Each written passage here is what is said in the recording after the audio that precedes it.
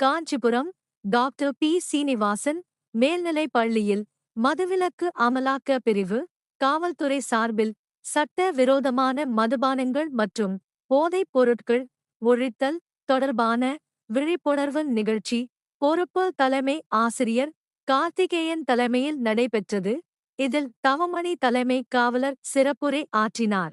மேலும் அவர் கூறுகையில், மாணவர்கள் போதைப் பழக்கத்தில் ஈடுபடக்கூடாது எனவும் ஒழுக்கமான கல்வியை கற்க வேண்டும் எனவும் எவரேனும் போதை மருந்து விற்றால் இலவச தொலைபேசி எண் 1058 தகவல் தெரிவிக்குமாறும் கேட்டுக் கொண்டார்.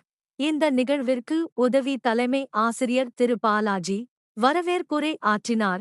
வேதியியல் முதுகலை ஆசிரியர் திருஞான முரளிதரன் நன்றி உரையாற்றினார். மேலும் இந்த நிகழ்ச்சியில் 11ஆம் வகுப்பு மற்றும் 12ஆம் வகுப்பு மாணவர்கள் மற்றும் பள்ளியின் இருபால் முதுகலை ஆசிரியர் பலர் கலந்து கொண்டனர்.